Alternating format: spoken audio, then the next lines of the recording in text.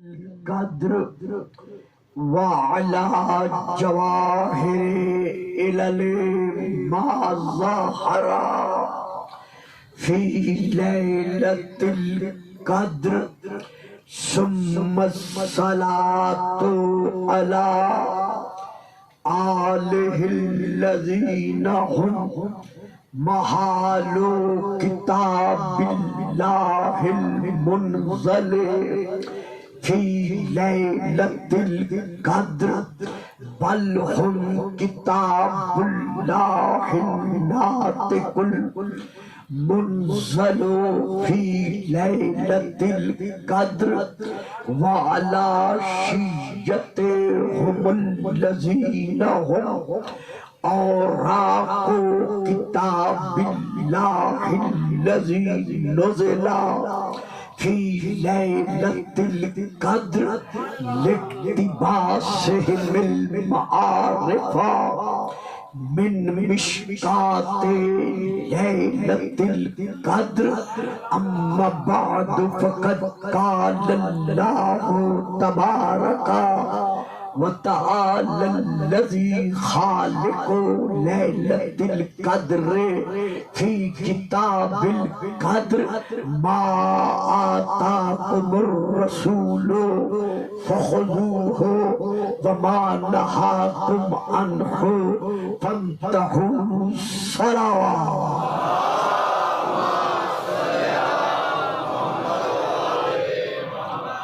نعرہ تکبیر، نعرہ تکبیر، نعرہ رسالت، نعرہ رسالت، نعرہ حیدری، نعرہ حیدری، حسینیت، حسینیت، یزیدیت، یزیدیت، باواد بلند صلوات.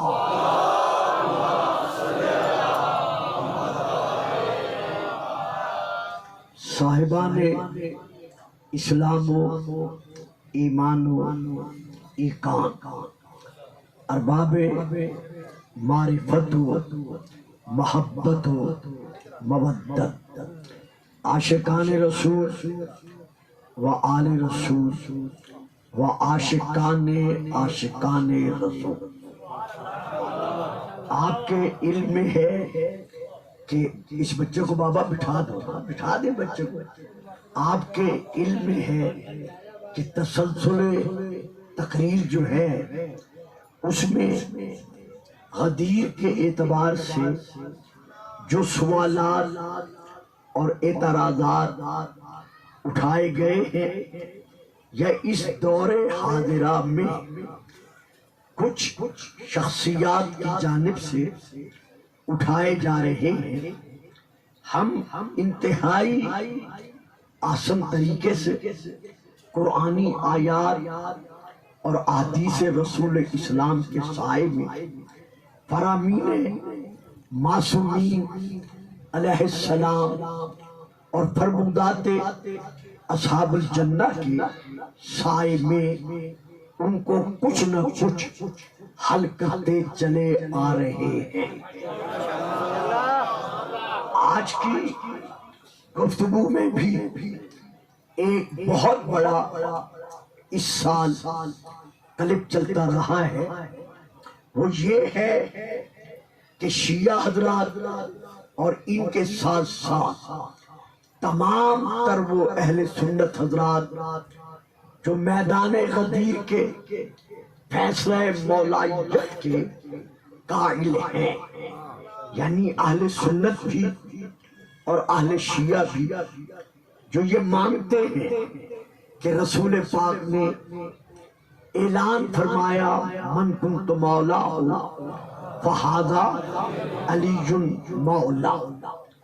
تو اب یہ دونوں طبقے یہ تسلیم کرتے ہیں کہ میدان غدیر میں جو اصحاب کرام رضوان اللہ علیہ اجمعین کا اجتماع تھا وہ کم از کم 1,18,000 اور جو تسلیم شدہ ہے وہ ہے 1,24,000، اور جو مبالغہ تن ہے وہ ہے 1,40,000۔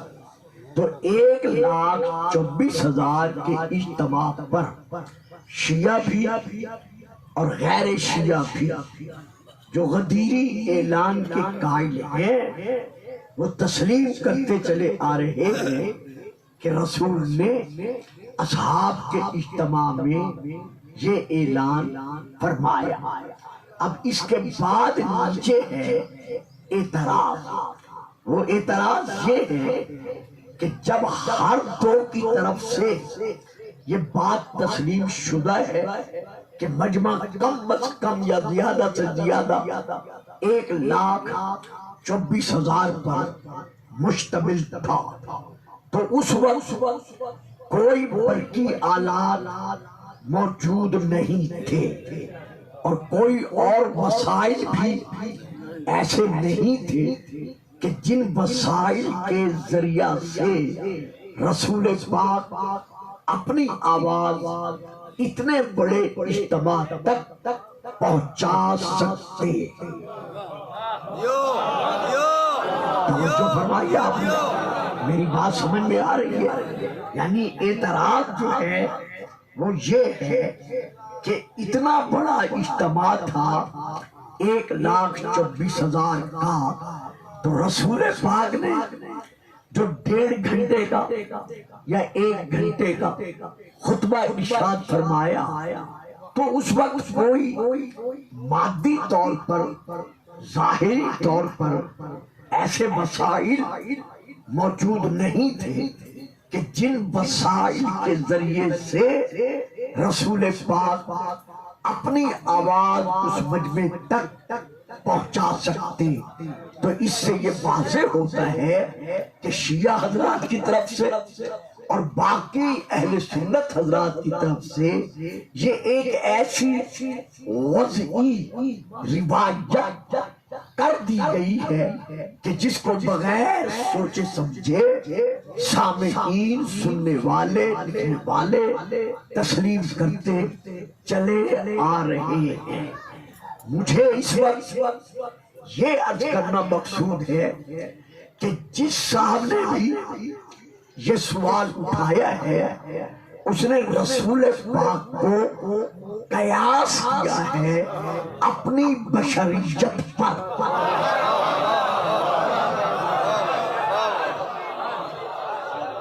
پھر میں عرض کر رہا ہوں، جس معترض نے بھی یہ اعتراض اٹھایا ہے اس نے رسول پاک کو قیاس کیا ہے اپنی بشریت پر، یعنی جس طرح وہ یہ سمجھتا ہے، جانتا ہے، اس کے علم میں ہے کہ حضرت بشر کئی ایسے مقامات ہیں جہاں مادی وسائل کے علاوہ وہ ایک قدم تک نہیں اٹھا سکتا، لیکن یہ رسول تو وہ رسول ہے کہ پوری کائنات جس کے قبضہ اختیار ہے۔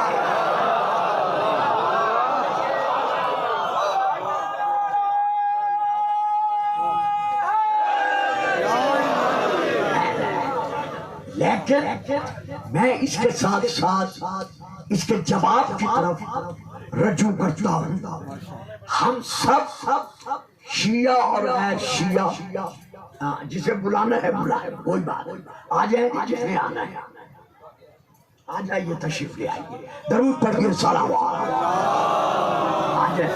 یہ بچے بیٹھے ہیں، اٹھا دے، جس کو بٹھانا ہے بٹھا لے، ایک بار پھر درود پڑھیں، صلوات۔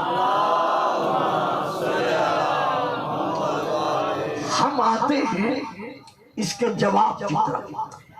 جتنے اہل تشیع اور اہل تسنن ہمارے محترم مقرب بزرگوار علماء اہل سنت وہ قائل ہیں رسول پاک کے معراج جسمانی کے۔ دیکھو بچوں، حرکت نہیں کرنی، بات سننی ہے، اگر سمجھ نہ آئے نا بیٹا پھر ادھر چلا جانا ہے۔ تو سب کے سب رسول پاک کی جو معراج جسمانی کے قائل ہیں وہ اپنی کتب میں تفاسیر میں لکھتے بھی چلے آ رہے ہیں اور منبروں سے بیان کرتے بھی برابر 14 صدیوں سے چلے آ رہے ہیں کہ رسول پاک نے شب معراج بیت المعمور میں چوتھے آسمان پر 1,01,26,000 انبیاء کو نماز پڑھائی.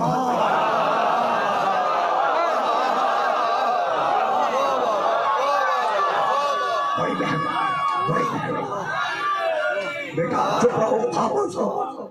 سب کے سب علماء اہل تشیع بھی اور علماء اہل تسنن بھی یہ تسلیم کرتے چلے آ رہے ہیں کہ ہمارے امام الانبیاء نے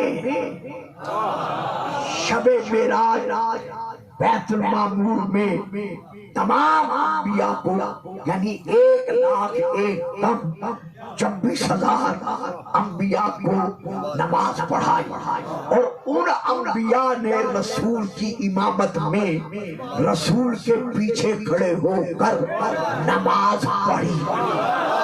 تو اب یہاں ایک فکرہ دیتا ہوں پھر جواب کی طرف بڑھوں گا. پہلے یہی ایک فکرہ دے رہا ہوں.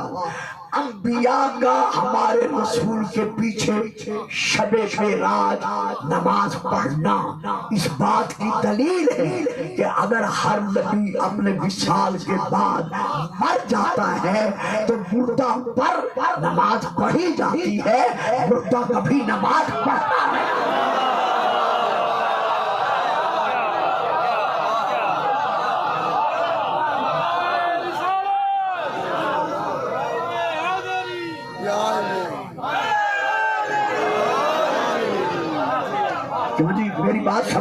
میری بات سمجھ میں آئی ہے بیٹا؟ توجہ ذرا میری طرف پر نہ وقت گزر جائے گا. یعنی یہ سب شیعہ سنی تسلیم کرتے ہیں کہ رسول پاک نے شب معراج انبیاء کو نماز پڑھائی اور ہر نبی نے آپ کے پیچھے کھڑے ہو کر نماز پڑھی. تو نماز پڑھنا اس بات کی دلیل ہے کہ ہر نبی اپنے وصال کے بعد زندگی کے اس مقام پر ہوتا ہے جس کو عام آدمی سمجھ نہیں سکتا. تو اب یہاں پر میں پھر آگے بڑھتا ہوں. جب رسول نے نماز پڑھائی اور یہ بھی شیعہ سنی کے ہاں تسلیم شدہ ہے کہ پہلے آسمان سے لے کر سدرۃ المنتہا سے لے کر کعبہ قوسین او ادنیٰ تک جتنے ملائکہ کی تعداد تھی انہوں نے رسول کے پیچھے نماز پڑھی.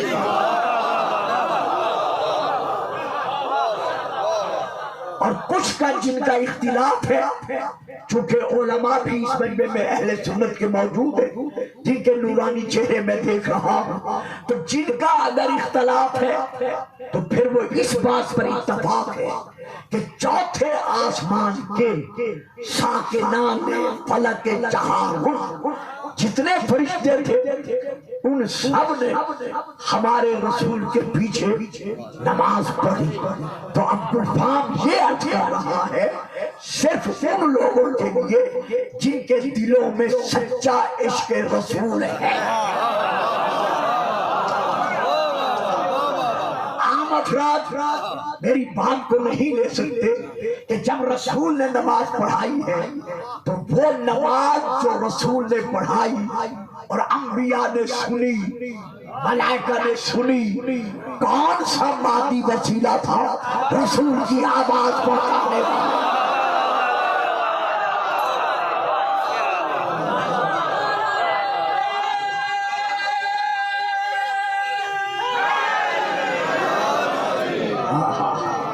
سمجھ رہے ہیں؟ میری بات سمجھ میں آ رہی ہے؟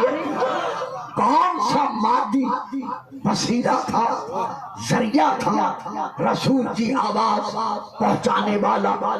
اگر یہاں کوئی کہنے والا یہ کہہ دے کہ وہ نماز بالاخفاء تھی، بالجہر نہ تھی، رسول نے آہستہ آہستہ نماز پڑھا دی، نماز تمام ہو گئی، چلو ٹھیک ہے جی آپ کا یہ فرمان سر آنکھوں پر، لیکن قرآن کی یہ آیت کہاں جائے گی؟ وَاسْأَلْ مَنْ أَرْسَلْنَا مِنْ قَبْلِكَ مِنْ رُسُلِنَا۔ رسول سوال کر ان رسولوں سے۔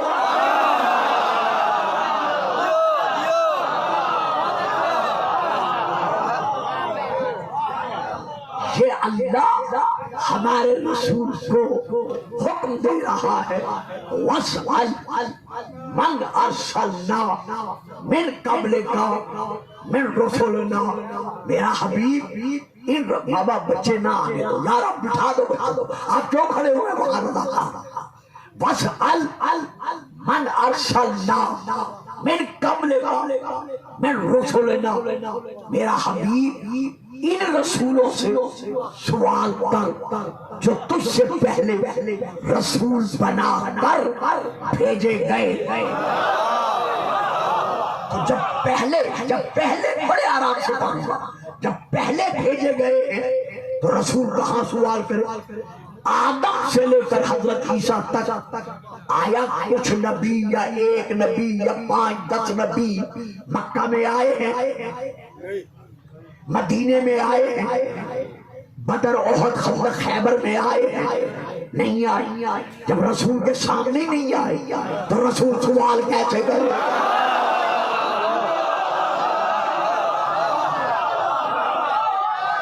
دیکھیں نا، سوال تو تب کیا جائے گا جب حاضر ہوں گے، موجود ہوں گے، تو پورے مرید کے منڈی کے جتنے مختلف فرقائے اسلامیہ ہیں ان کے علماء سے جا کے پوچھ لیجئے گا، بشرط جو معراج جسمانی کے قائل ہیں ان سے پوچھ لیجئے گا، سب کے ہاں یہی تشریح اور یہی تفسیر ہے کہ جب رسول پاک نماز پڑھا چکے تو آپ فرماتے ہیں آتانی آتم من ربی، میرے رب کی طرف سے ایک فرشتہ میرے پاس آیا اور آ کر کہا ربک یقرئک السلام، اے رسول خدا تیرا رب تجھے سلام دے رہا۔ یہاں کہہ دوں ایک فکرہ، اگر آپ بولیں تو کہہ دوں ایک فکرہ، جو آج کہتے ہیں السلام علیکہ یا رسول اللہ نہ کہو، بھائی محمد تیرے سلاموں کا محتاج نہیں ہے۔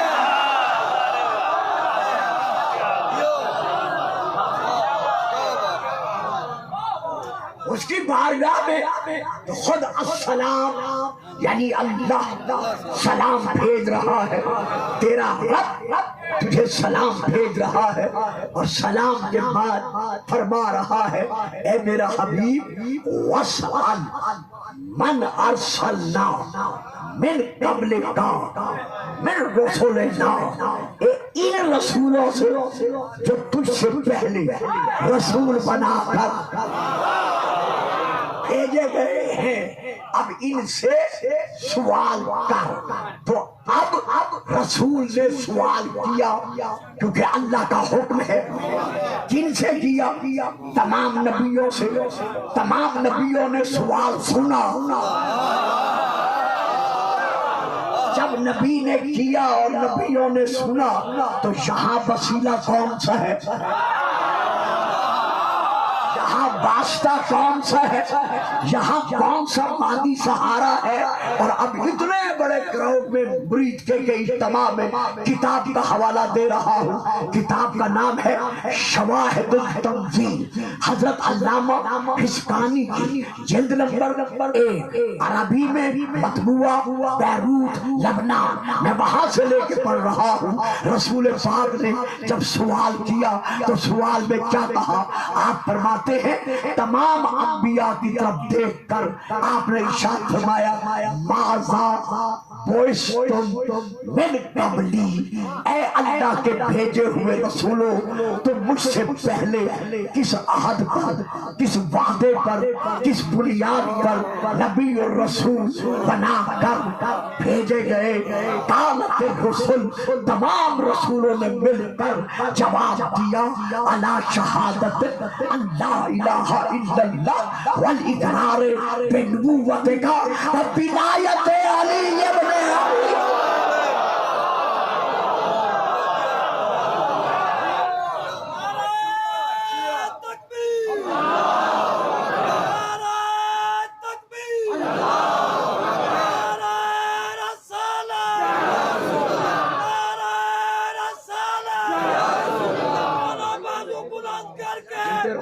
دونوں ہاتھ کھول کے سب شیعہ سنی مل کے نعرہ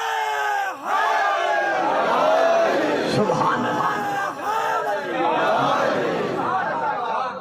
تو یہ کہنا کہ رسول 1,24,000 صحابہ کو آواز کیسے سنا سکتے ہیں جو رسول نبیوں کو آواز سنا رہا ہے؟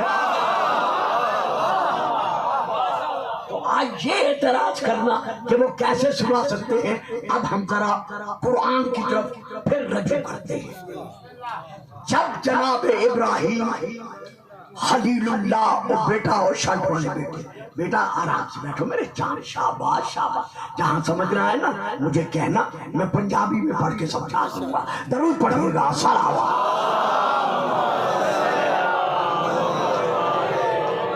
اب ہم پھر اسی جواب کے لیے رجوع کرتے ہیں قرآن کی طرف۔ جب حضرت ابراہیم خلیل اللہ شجرۃ الانبیاء جد مصطفیٰ والمرتضیٰ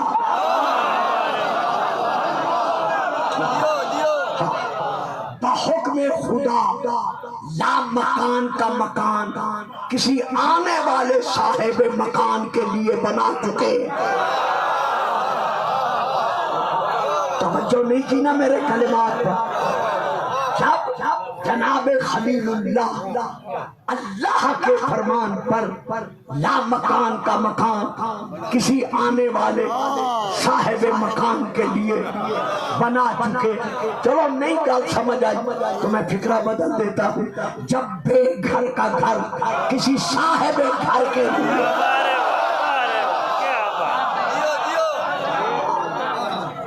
بنا چکے، جناب اسماعیل شریک تھے، جب دونوں باپ بیٹا مکان بنا چکے اللہ کے حکم پر، اب آئیے قرآن کی طرف۔ سورہ الحج سورہ نمبر 22 آیت نمبر 27، اس میں جناب ابراہیم اللہ کی بارگاہ میں پہلے عرض کرتے ہیں، پھر اللہ جواب دیتا ہے۔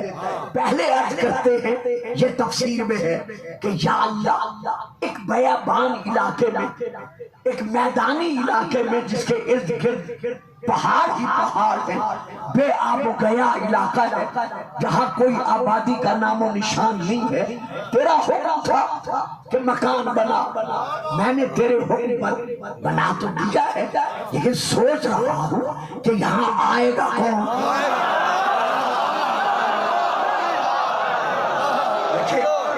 سوچ رہا ہوں کہ اس شٹیل میدان میں بے آب و گیا مقام پر آئے گا کون، جہاں جب کوئی سانس لینے والا بھی نظر نہیں آتا تو تیرے مکان کی زیارت کرنے والا ظاہر بن کر کون آئے گا۔ اب آؤ اس سورہ کی طرف جس کا میں حوالہ دے چکا ہوں۔ ارشاد خداوندی ہوا ابراہیم یہ میں جانتا ہوں، وَأَذِّن فِي النَّاسِ، لوگوں کو بلا اس مکان کی طرف، حج کی طرف، تو آواز دے، تو بلا، پھر دیکھ کس طرح لوگ دور دور سے شاتو کا رجالا، جس طرح لوگ تیرے پاس آتے ہیں تو اب جناب ابراہیم نے وہاں کھڑے ہو کر جو لوگوں کو پکارا ہے تو اب جائیے گا تفسیر علماء سے پوچھئے گا کہ ادھر جناب ابراہیم نے چچل میدان میں لوگوں کو پکارا کہ آؤ حج کی طرف، آؤ حج کی طرف، آؤ حج کی طرف، تو شیعہ سنی دونوں علماء قائل ہیں کہ عالم ارواح میں رہنے والی جس روح نے جواب دیا تھا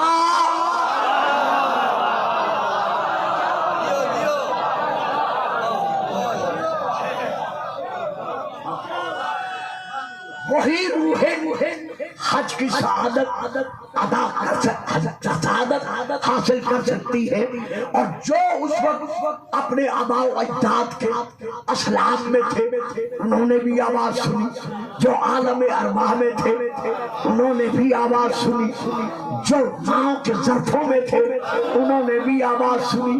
یار حد ہو گئی ہے، ابراہیم میرے نبی کا امتی ہے۔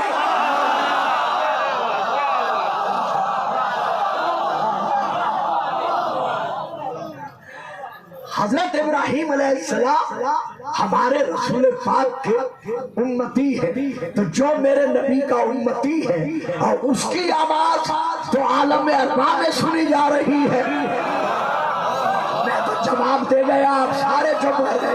جو میرے سامنے بیٹھے باقیوں کا کیا گلہ میں کروں؟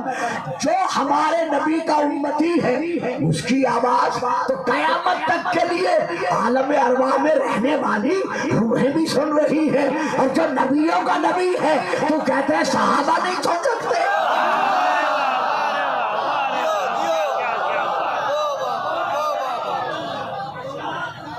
یا آپ نعرہ نہیں لگائیں گے، چپ کر کے بیٹھے رہیں گے؟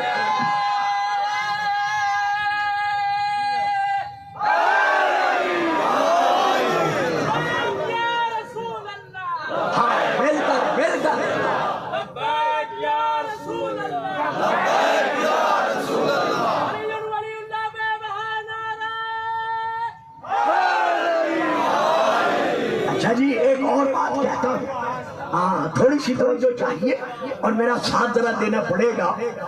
ایک اور بات دے رہا ہوں جو صرف اہل شیعہ کے حق نہیں، جتنی مرضی میں آئے جو غزوات پر تاریخیں ہیں وہ ساری غزوات کی تاریخیں اٹھا کر دیکھ لیں کہ بدر، غزوہ بدر کے بعد، جنگ بدر کی فتح کے بعد جس بدر کے کنویں میں، چاہے بدر میں جو کافر پھینکے گئے تھے،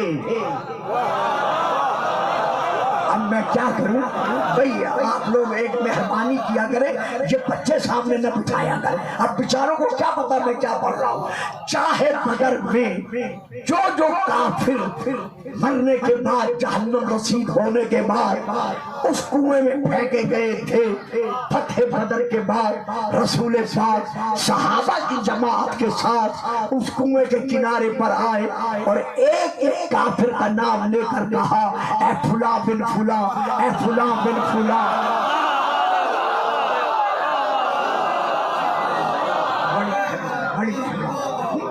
اے فلاں بن فلاں، جو میں نے کہا تھا تم نے میرا کیا ہوا وعدہ حق پایا یا نہیں پایا؟ ایک صحابی کا نام ہے، میں نام نہیں لے رہا، علماء جو بیٹھے ہیں وہ جانتے ہیں، انہوں نے رسول کی طرف دیکھ کر کہا، یا رسول اللہ، کیا یہ مردہ بھی، یہ مرے ہوئے بھی؟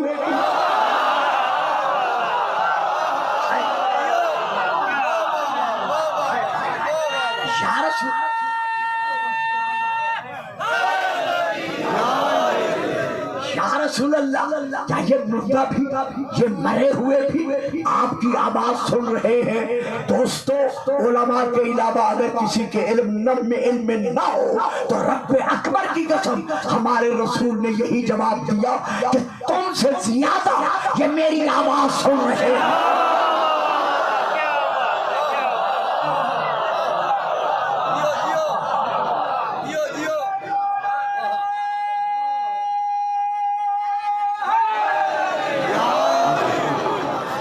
تو جو رسول، میرا فکرہ لیجئے گا، جو رسول مردوں کا آواز سنا سکتا ہے،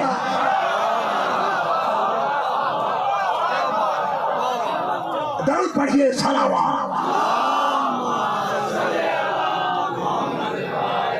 جو رسول، جو ہمارا رسول مردوں کو آواز سنا سکتا ہے، اور وہ زندوں کو اپنی آواز کیسے نہیں سنا سکتا؟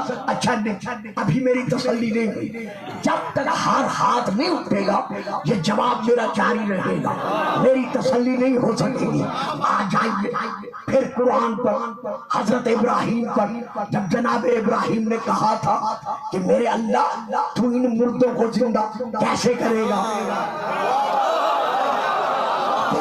دیکھا نا سامنے وہ مجمع چاہیے جو لے سکتا ہو۔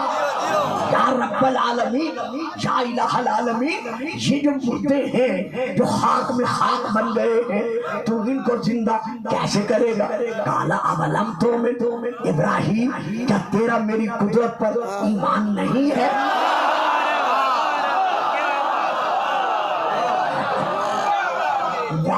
کالا بالا، ہاں میرے اللہ میرا ایمان تو ہے، لیکن لیطمئن قلبی، میں اطمینان قلب چاہتا ہوں۔ اب میں کچھ نہیں بتاتا، علماء کا اجتماع ہے، صاحبان علم کا اجتماع ہے، شیعہ سنی علماء پرست یہاں موجود ہیں۔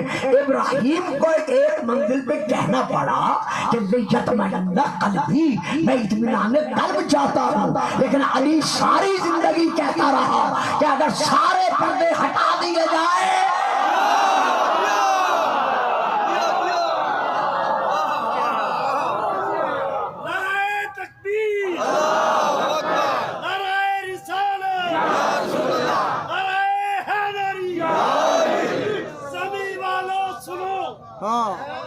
ہم آسماں کی بات کرتے ہیں، زمین والوں سنو، ہم آسماں کی بات کرتے ہیں۔ ارے کہاں کے لوگ ہیں لیکن کہاں کی بات، یہ صدقہ آل احمد کا عطا ہے ہم فقیروں پر۔ قرآن سے پوچھ کر ناطق قرآن کی بات،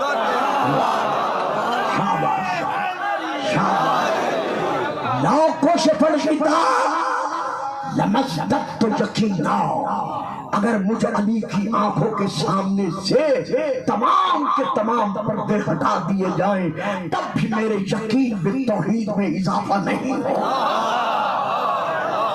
یہ موضوع الگ ہے، میں موضوع ہی کی طرف بڑھ رہا ہوں۔ تو جناب ابراہیم نے جب یہ کہا لیطمئن قلبی، میں اطمینان قلب چاہتا ہوں، تو اللہ نے کیا فرمایا؟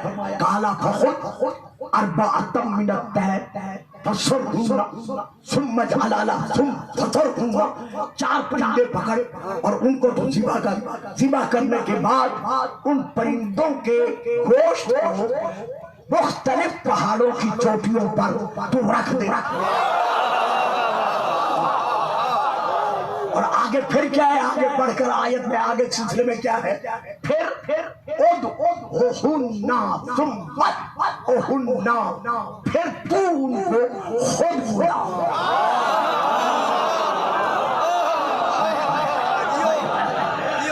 اب میں کس کو مخاطب ٹھہراؤں؟ یعنی پرندے پکڑ کر انہیں ذبح کر۔ جناب ابراہیم نے 4 پرندے پکڑے، مرغ، مور، کبا، کبوتر اور کہیں بطخ ہے، 2 حلال 2 حرام۔ پتہ نہیں کیا فلسفہ نبوت تھا، ہم نہیں سمجھ سکتے۔ بہرحال 2 حلال 2 حرام پکڑ کر ان کو ذبح کیا۔ ذبح کر کے کیا کیا؟ گوشت کو بیدہ بنایا، ان سب کا قیمہ بنا دیا، پھر قیمہ بنا کے ملا دیا۔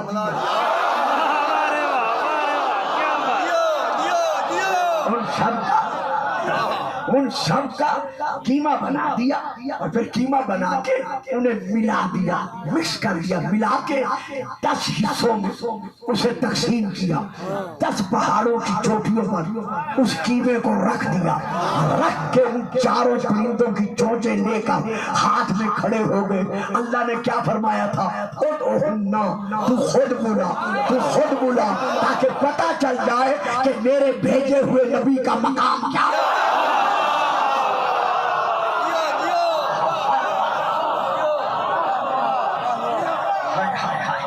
تو जनाब इब्राहिम ने क्या किया, वो चोंचे आपने हाथों में ले ली, हाथ में लेकर एक एक परिंदे को बुलाना शुरू किया।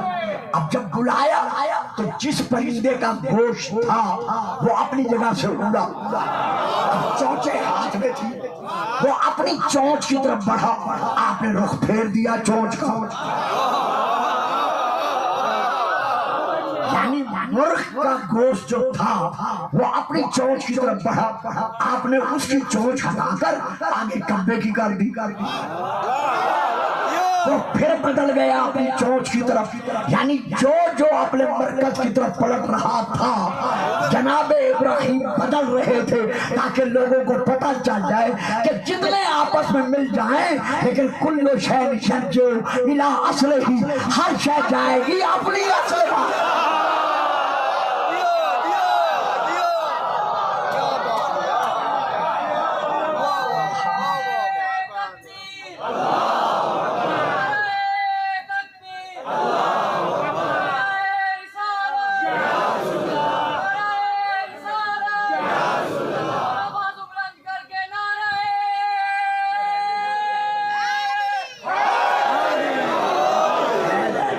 तो आपने देखा सुना जनाब इब्राहिम ने उन परिंदों को बुलाया जिनका गोश्त कीमा बन चुका था, लेकिन उन्होंने नबी की आवाज सुनी।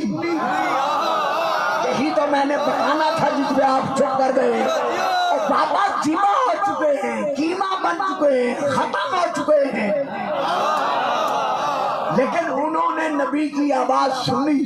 तो जब ये परिंदे जिनका कीमा बन चुका है ये नबी की आवाज सुन सकते हैं, तो तू अपने दिमाग का कीमा क्यों बना रहा?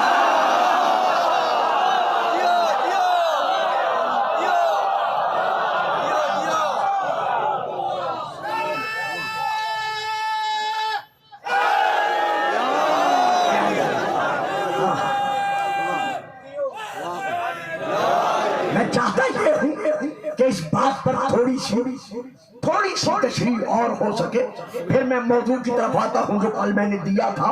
और शाह साहब का भी मुझे बड़ा एहसास है कि इनका भी बड़ा वक्त कीमती है जो ये यहाँ तशरीफ फरमा है, ऐसे तशरीफ फरमा नहीं है।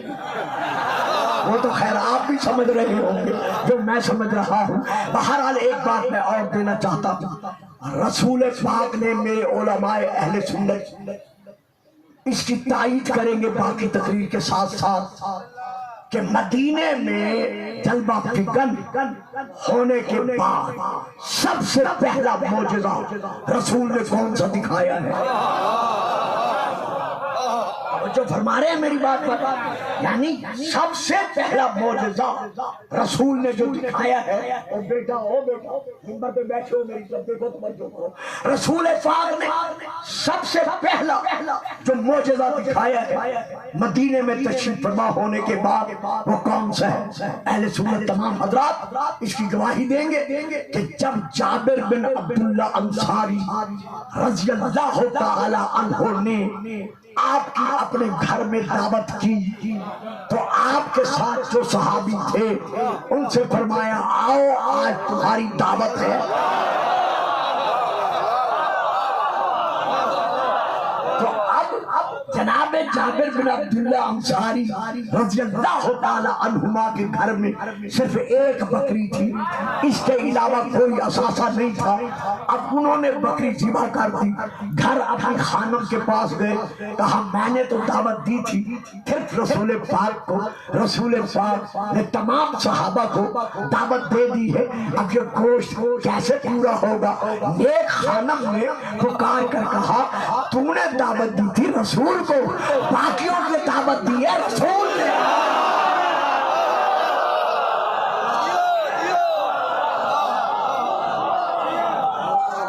करो पढ़िएगा सलावा।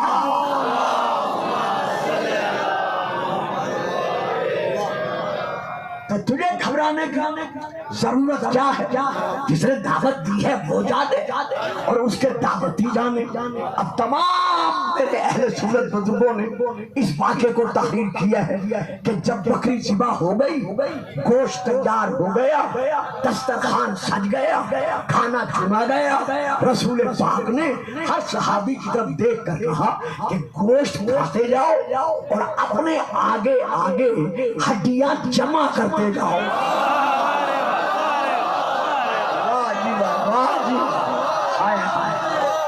جیتے رہو، سلامت رہو عاشقان رسول، سلامت رہو غلامان رسول۔ گوشت کھاتے جاؤ اور اپنے آگے آگے بکری کی ہڈیاں، گوشت کی ہڈیاں جمع کرتے جاؤ۔ صحابہ سوچ میں گم ہو گئے کہ رسول پاک ہڈیاں جمع کرا کے کیا کریں گے؟ سیر ہو گئے، کھانا کھا چکے، دسترخوان پر ہر ایک کے آگے ہڈیاں جمع ہو چکی تھی۔ اب ہر کوئی سوچ رہا تھا کہ رسول کیا کریں گے۔ آپ نے فرمایا جابر مولا ہو، اس بکری کی کھال کہاں ہے؟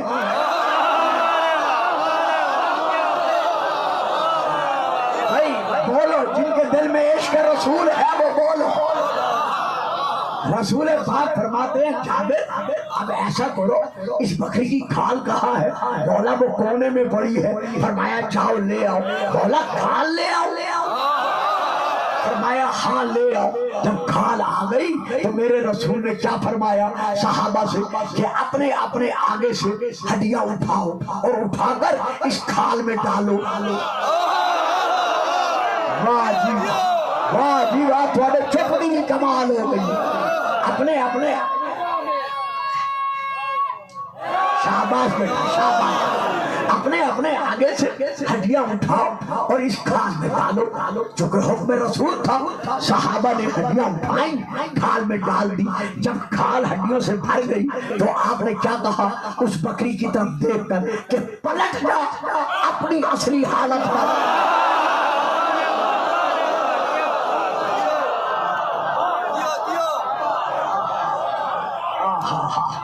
پلٹ جا اپنی اصلی حالت پر۔ اب وہ تو ہڈیاں تھی اور تو کچھ تھا نہیں، گوشت تو کھایا جا چکا تھا۔ تسی سنا ہی نہیں، میں سنایا ہی نہیں۔ وہ تو ہڈیاں تھی، گوشت تو کھایا جا چکا تھا۔ رسول نے فرمایا پلٹ جا اپنی اصلی حالت پر۔ صرف گوشت، صرف ہڈیوں سے نہیں کہا، پوری بکری سے کہا کہ جہاں جہاں جگ موجود تھا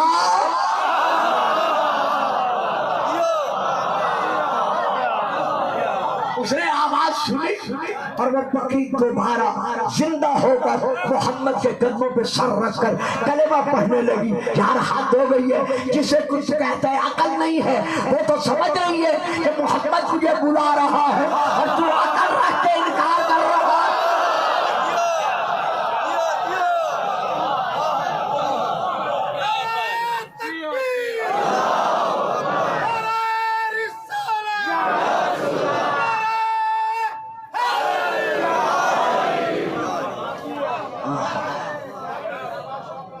یہاں سے لے کر آپ سے لے کر عزیز سے لے کر شادی سے لے کر آخر تک جتنے غلامان رسول کھڑے ہیں، بلا تفریق و مذہب و ملت گلفام پھر فکرہ دے رہا ہے جس کے لیے بڑی توجہ کی ضرورت ہے۔ عام ذہن میرا یہ فکرہ نہیں سمجھ سکے گا۔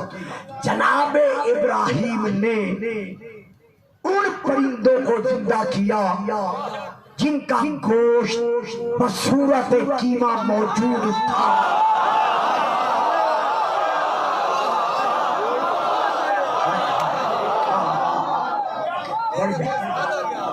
حضرت ابراہیم علیہ السلام نے ان پرندوں کو زندہ کیا جن کا گوشت بصورت قیمہ موجود تھا۔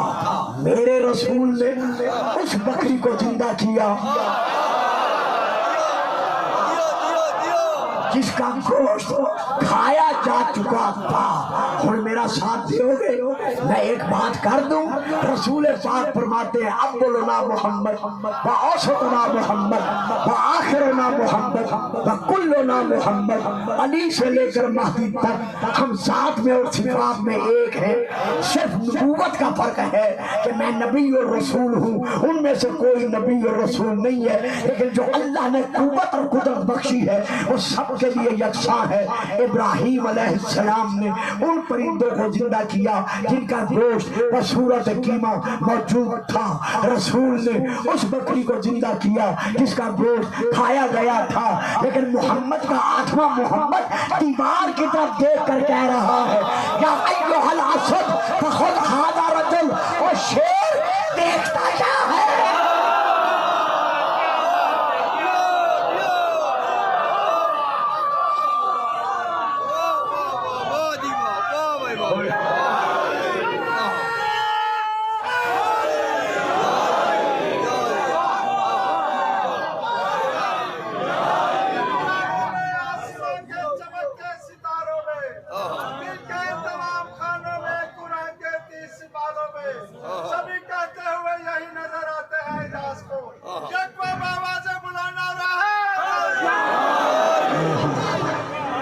تو جو نبی کا آٹھواں وزیر تصویر کو آواز سنا سکتا ہے, واہ صاحب یہی تو بات میں نے دینی تھی. سوئی کے دھاگے سے نکلی ہوئی تصویر کو جس رسول کا آٹھواں وزیر آواز سنا سکتا ہے اور سنا رہا ہے, تو وہ رسول اپنے پیارے پیارے صحابہ کو آواز نہیں سنا سکتا؟ نہیں, اس نے سنی ہے, لیکن ختم اللہ علی قلوبہم کے مصداق نہ کل سمجھے نہ آج.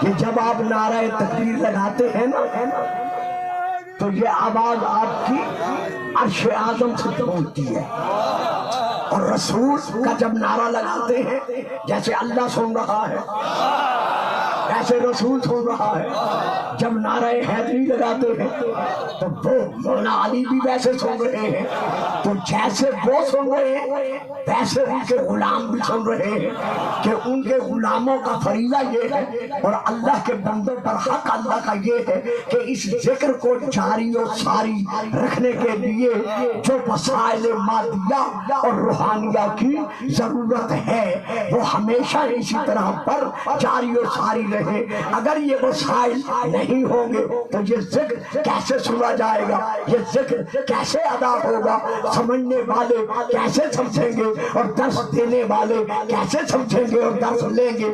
تو اس ذکر کو جو چاہتا ہے کہ جاری و ساری رہے اب اس کا ہاتھ جیب میں جاری رہے تاکہ یہ ذکر کو جاری رکھنے کا وسیلہ بن سکے. ان تمام قرآنی اور تاریخی تفسیری واقعات کے تحت جو کچھ میں نے جواباً عرض کیا ہے اس کا جو مکمل طور پر کاملاً طور پر اکمل طور پر جواب ہے وہ یہ ہے کہ ہمارے رسول پاک سراپا معجزات تھے. میری بات سمجھ میں آ گئی؟ اب میں نے دامن سمیٹ لیا ہے, جو وقت نہیں رہا.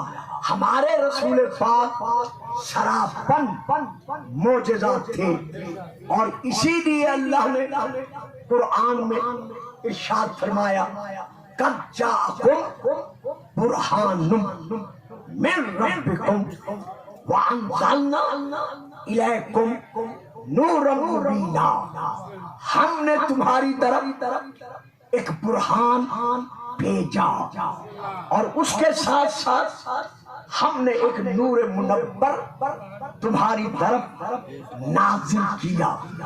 اب وہ برہان کون سا ہے اس پہ تقریر نہیں ہو سکے گی، اس وقت زندگی رہی اور آپ میں حاضر ہو سکا تو انشاءاللہ کل میں اسے یہی برہان سے لے کے چلوں گا۔ عربی لغت کی کتابوں میں سے ایک کتاب ہے ہماری لغت کی، علماء جانتے ہیں، بچے معاف کریں گے جو نام مجھے لینا پڑتا ہے، اس کا نام ہے التحقیق، عربی میں ہے، اور یہ ہماری جیسے لسان العرب ہے، المنجد ہے، اور ہے بہت ہے، یہ بڑی مستند ہماری لغت کی کتاب ہے عربی میں التحقیق۔ اس میں یہ درج ہے کہ برہان کسے کہتے ہیں؟ روشن، صاف، واضح اور محسوس ہونے والے معجزات کو کہا جاتا ہے برہان۔ تو ہمارے رسول پاک سراپا معجزہ ہیں، تو یہ اعتراض کرنا کہ حضرت رسول پاک نے یہ آواز کیسے پہنچا دی، تو یہ اعتراض کرنے سے پہلے یہ دیکھنا پڑے گا کہ کربلا کے میدان میں کم از کم کتنا اجتماع تھا۔ شیعہ سنی تاریخ کے مطابق جو دونوں کے ہاں لکھی گئی ہے 60,000 کم از کم، اس کے علاوہ 6 لاکھ، اس کے علاوہ 9 لاکھ، لیکن اہل سنت کے ہاں جو تسلیم کی گئی ہے تعداد وہ ہے کم از کم 60,000۔ حضرت امام حسین علیہ السلام نے یوم عاشور 7 خطبے پڑھے ہیں، بات سمجھ میں آ رہی ہے؟ باقی تمام تر افواج یزیدی کے ساتھ گفتگو کے ساتھ ساتھ امام نے 7 خطبے پڑھے ہیں، اور ان 7 خطبوں میں یزیدیوں کو تعارف کرایا ہے کہ کل یہ نہ کہنا کہ ہمیں علم نہ تھا کہ حسین کون ہے۔ تو امام پاک نے 7 خطبے میرے بیٹوں، میرے بھائیوں، میرے بزرگوں، میرے عزیزوں پڑھے ہیں، تو کم از کم 60,000 تو تھے۔ تو امام نے وہ خطبے ان کے کانوں تک اپنی آواز پہنچائی۔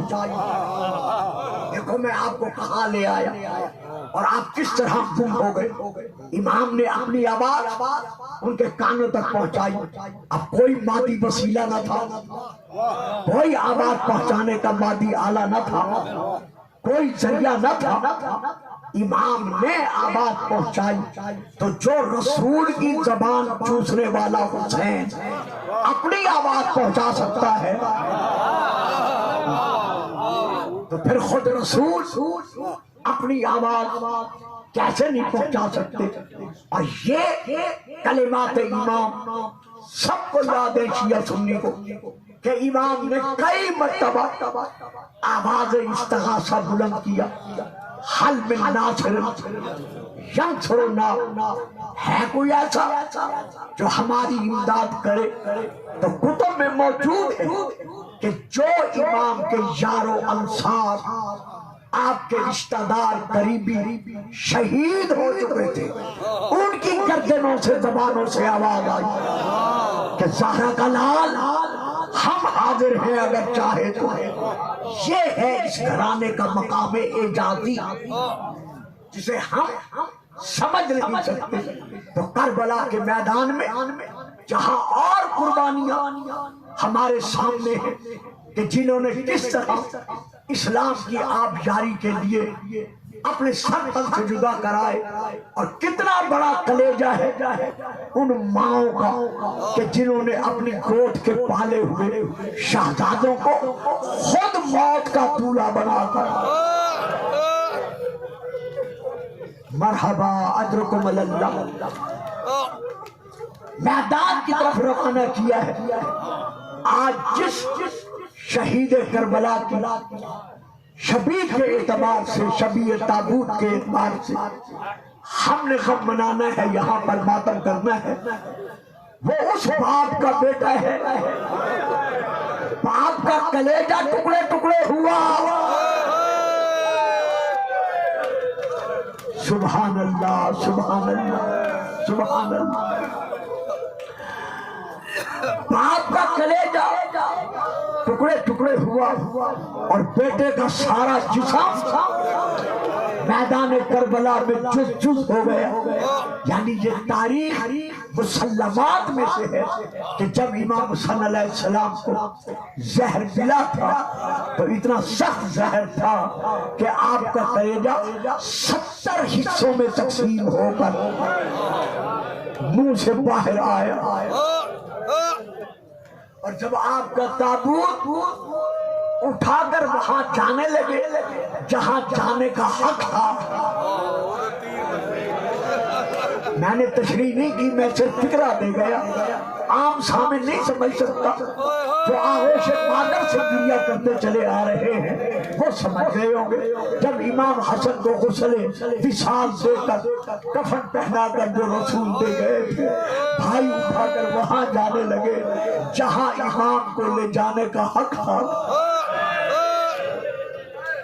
آپ جانتے ہیں جب بھی کسی علاقے کے سردار کا تابوت اٹھایا جائے، جنازہ اٹھایا جائے، تو اس علاقے کی رعیت کیا کرتی ہے؟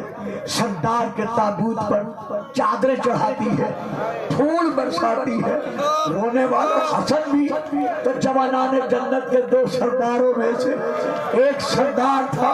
جب اس کا تابوت اٹھایا گیا تو بجائے چادریں چڑھانے کے، پھول برسانے کے، 70 تیر مرحبا مرحبا اجرکم اللہ امام کے تابوت پر برسائے گئے۔ ذاکرین ایک فکرہ پڑھتے رہتے ہیں، خدا میرے ان منبری شہزادوں کو زندگی دے اور تاثیر دے، ان کی حفاظت کرے۔ غلط نہیں پڑھتے، بالکل صحیح پڑھتے ہیں کہ آج تک تاریخ میں کوئی ایسا مظلوم نہیں دیکھا کہ جس کا گھر سے گیا ہوا جنازہ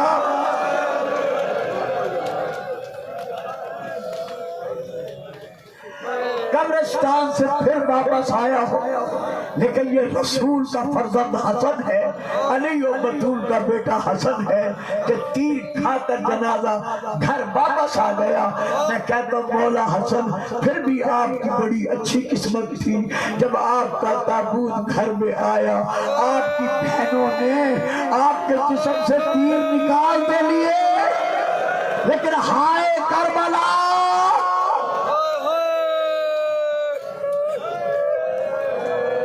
آپ کا یتیم قاسم جب لڑتے لڑتے یہ شہزادہ تلوار چلاتے چلاتے دادا علی کی شجاعت کے جوہر دکھاتا دکھاتا صفوں میں گھس رہا تھا تو ایک ظالم نے آگے بڑھ کر شہزادے کے سینے میں ایک ایسا تیر مارا تو سینے سے نکل کر قبر کے پار ہو اللہ اکبر۔ ذرا اندازہ لگائے صرف 13 سال کا شہزادہ ہے، 3 دن کا بھوکا اور پیاسا ہے، ابھی تیر لگا تھا، قاسم سنبھلنے نہیں پایا تھا کہ ایک اور ظالم نے آپ کے پیشانی منورہ پر زور سے تلوار ماری۔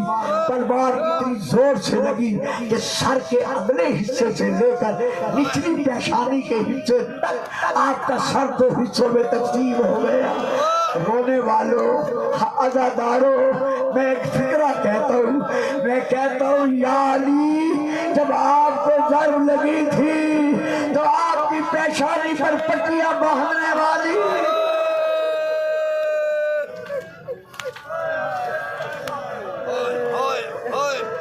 اللہ اکبر اللہ اکبر.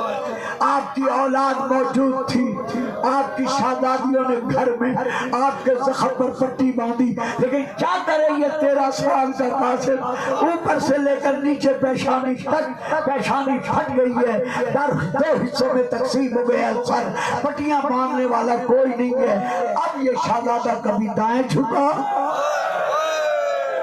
کبھی بائیں جھکا. خدا ہر ماں کو اپنے بیٹے کو دولہا بنانے کی حسرت پوری کرنے کی توفیق عطا فرمائے. میری ماں بہنوں, ام فرما کا دولہا لٹ رہا تھا,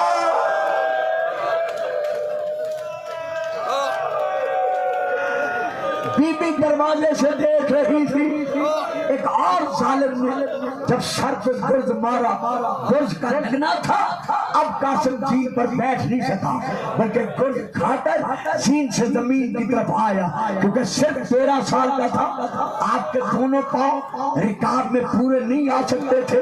جیسے گرنے لگا, گھوڑے کی ایک رکاب میں آپ کا پاؤں لٹک کر رہ گیا. جب پاؤں لٹک کر رہا, عزاداروں جدھر جدھر گھوڑا پھرتا رہا. قاسم کا سر زمین سے ٹکراتا رہا. کسی نے تیر مارا, کسی نے نیزہ مارا, کسی نے پتھر مارا. اسی حالت میں کہا, چچا میرا آخری چلا. حسین سڑپ کر پہنچے. جب میرے پولا پہنچے, آپ نے فوجوں کو ہٹایا تاکہ قاسم کا لاشا اٹھاؤں, لیکن قاسم کا لاشا تو تقسیم ہو چکا تھا. امام نے دیکھا ایک برقع پوش کوئی شخصیت ہے جو رو بھی رہی ہے, اور میدان میں سے کہیں کہیں سے قاسم کی لاش کا کوئی حصہ, کہیں سے کوئی ٹکڑا, کہیں سے کوئی جس اٹھا کے جمع بھی کر رہی ہے. امام جانتے تھے, لیکن وضاحت غم کے لیے کہا, کون ہو میرے یتیم پر طرز کھانے والے؟ اس روح نے پکار کر کہا, اور میرا غریب کربلا بھیا, اور میرا مظلوم کربلا بھیا, اور میرا حسین, میں جنت البقیع چھوڑ کر تیرا سما گیا ہوں. ماتم قاسم, ماتم شہید, ماتم قاسم.